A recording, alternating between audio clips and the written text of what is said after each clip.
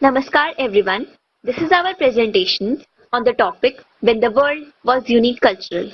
Our group consists of I, SWATI Aggarwal, Neha Dhillon, Akansha Aga and Priya Sharma of 12G.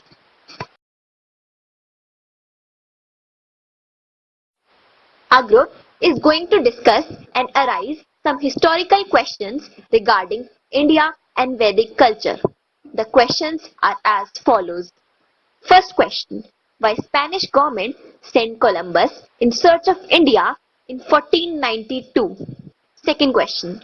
Why European and Vasco da Gama felt proud after searching India's route in 1498?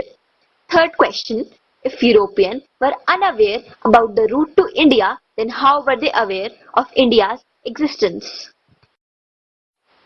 Fourth question. What is special in Indian culture which attracts Europeans towards it? Fifth question. Why Western countries are doing research on India? Sixth question.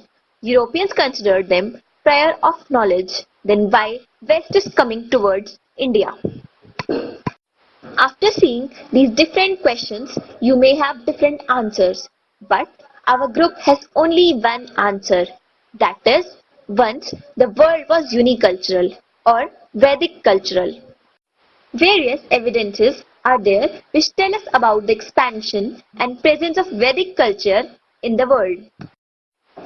Evidences are as follows. First evidence.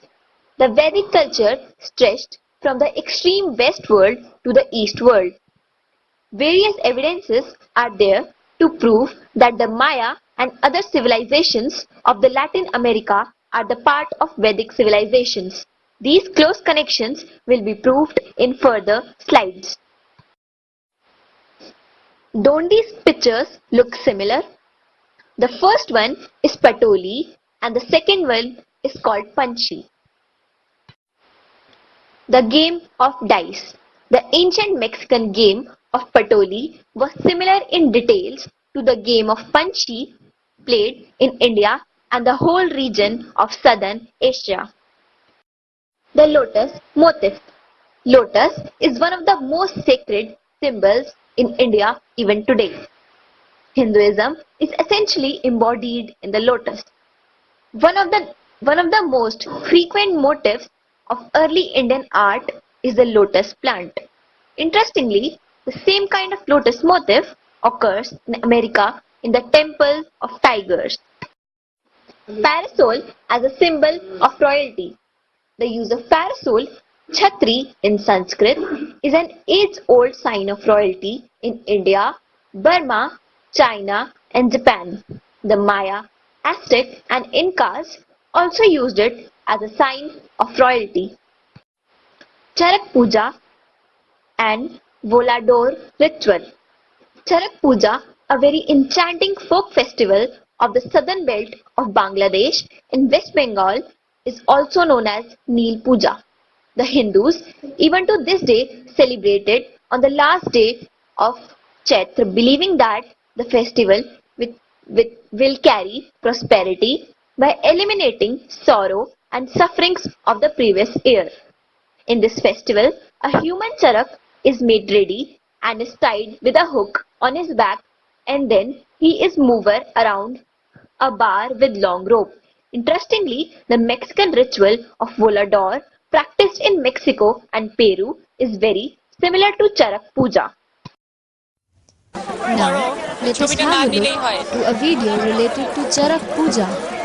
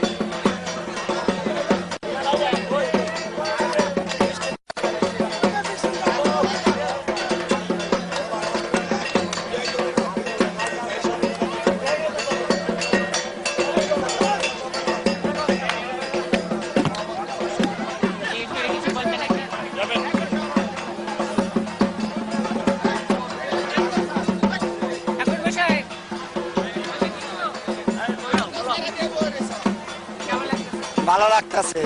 হ্যাঁ, না না 7 ভাগ 7 ভাগ 7 ভাগ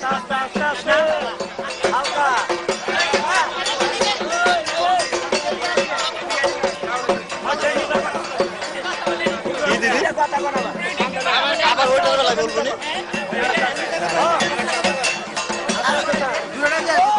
ওটা পরে পরে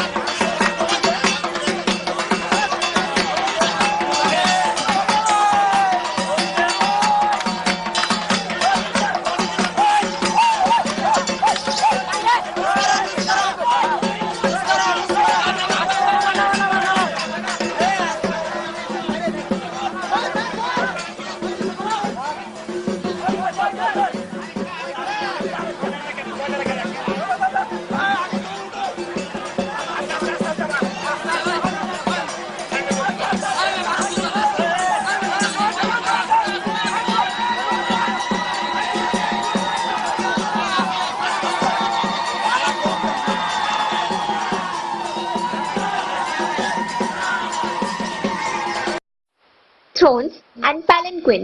The use of thrones and fans mounted on long poles are sign of rank and royalty in the countries of Central and South America.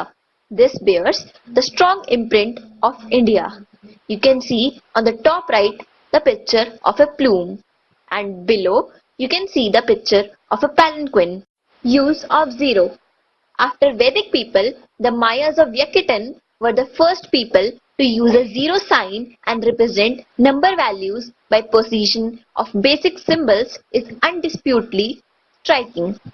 Though the logical principles are the same, the expression of the principle are quite dissimilar. While Vedic system of notation was decimal like the Europeans, the Maya was vegesimal, relating to a based on the 20. Use of elephant in sculpture. The American writer and explorer John L. Stephens visited the ruins of Maya civilization in Central America. He saw an elephant on a sculptured pillar. He wrote, "It is not only an elephant, but an Indian elephant, as species found in India, Ceylon and Sumatra." Ceylon is the present Sri Lanka.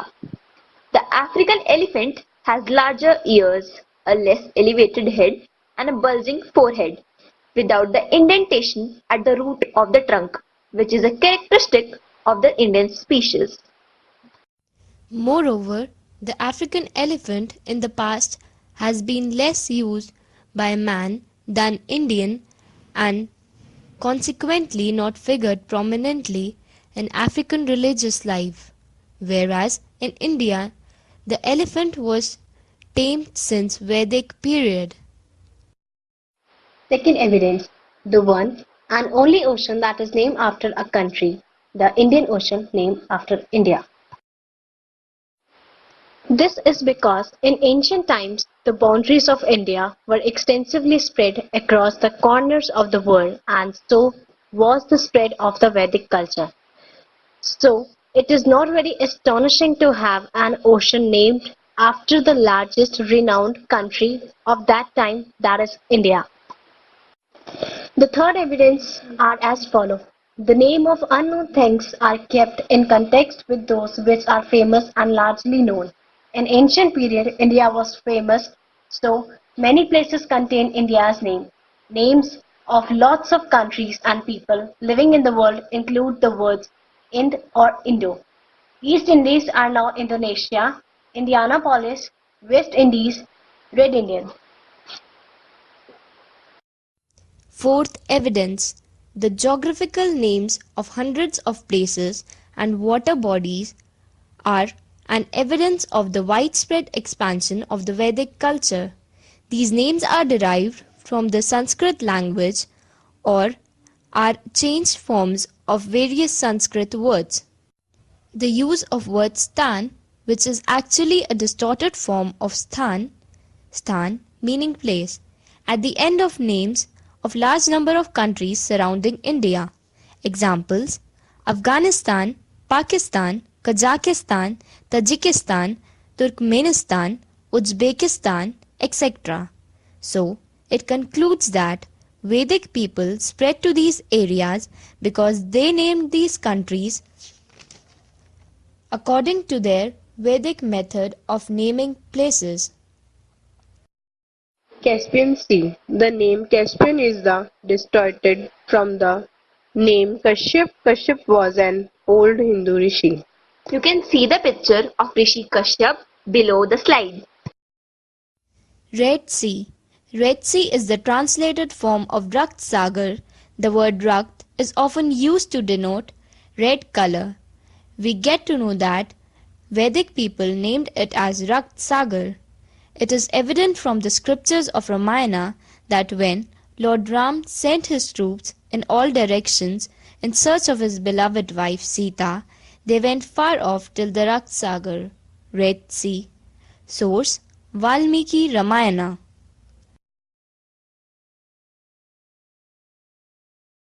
Danube River. Danube is the distorted form of the word Danab, which is a changed form of Sanskrit Hindi word Danav. These distortions can occur due to the mistake in pronunciation of words by people with different accents. The derivatives from the word sur and asur. Syria is the changed form of Surya. Sur means God, so Surya means where God lives. Assyria. Assyria, officially known as Asur, was a Semitic Akkadian kingdom extant as a nation-state from the late 25th or early 24th century BC to 605 BC. Assyria was centered on the upper Tigris River in northern Mesopotamia.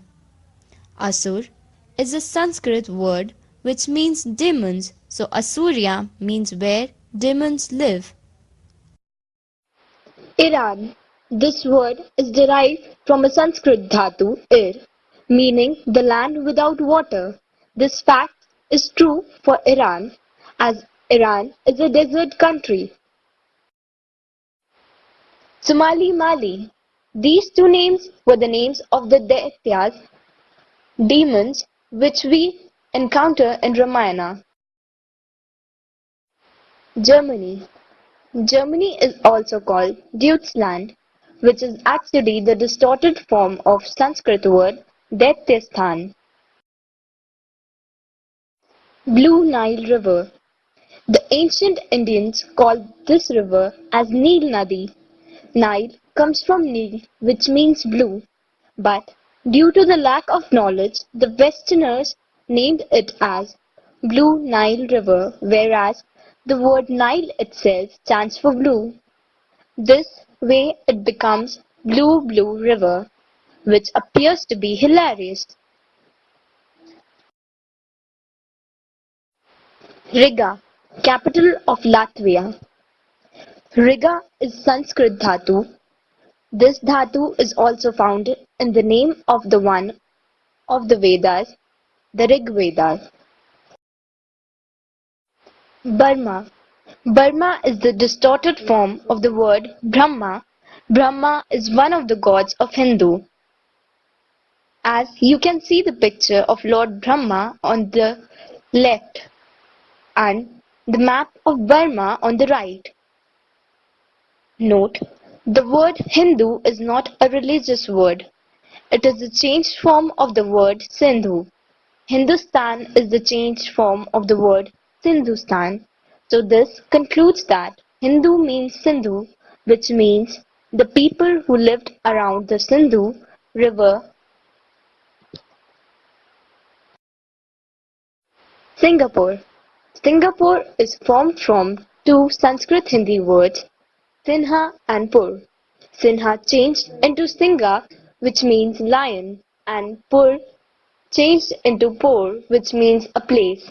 Moreover, Singapore contains two places which are called Mini India and Dhobi Ghat, which is actually Dhobi Ghat. Bali. The place is named after Angad's father and Sugriva's brother Bali in the Ramayana. This place is considered to be Bali's kingdom, which was taken over by Sugriva with the help of Lord Rama. Source: Valmiki Ramayana. Indianized Cambodian temples. Cambodia's ancient name is Kambuja, Sanskrit Kambuj. The Khmer Empire flourished for over 600 years and dominated much of southern East Asia and accumulated immense power and wealth. The Indianized kingdom built monumental temples such as Angkor Wat and facilitated the spread of first Hinduism, then Buddhism to much of southern East Asia. Now, let's have a look to a video related to Angkor Wat.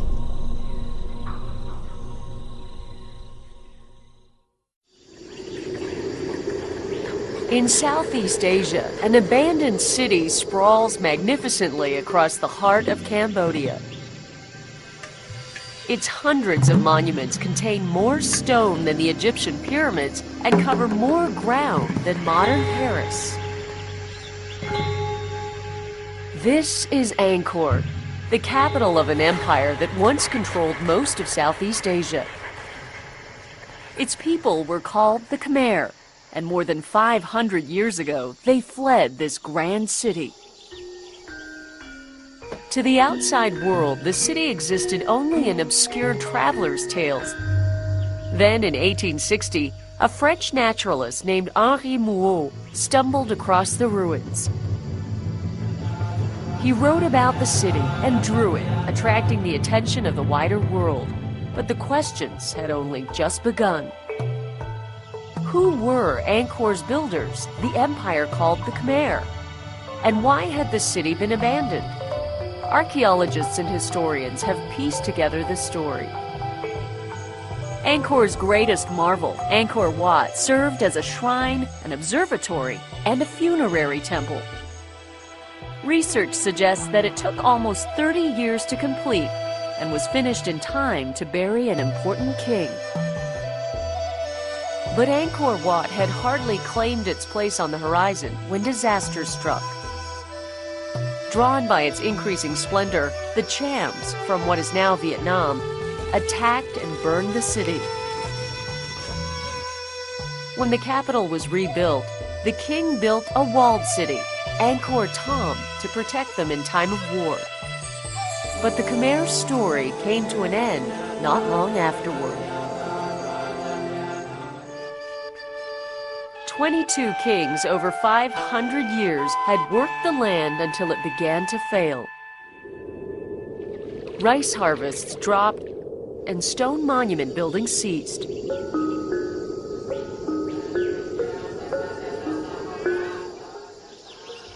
Early in the 15th century, the Kingdom of Siam made profitable raids into Khmer territory. A climactic battle around 1431 brought about the end. All but abandoned, the Khmer capital was lulled into a centuries-long sleep by the encroaching jungle. Conclusion. All these evidences stress upon the fact that the borders of India were spread from Latin America to Japan in the Vedic period. Moreover, I would also like to draw your attention towards the fact that the vast expansion of Indian borders was not by force but by virtue. application of our presentation. First, psychological and emotional objective. The knowledge of the above stated facts will fill us up with a sense of pride for our great nation, which is a major psychological factor in the process of nation building. Second application, futuristic objective.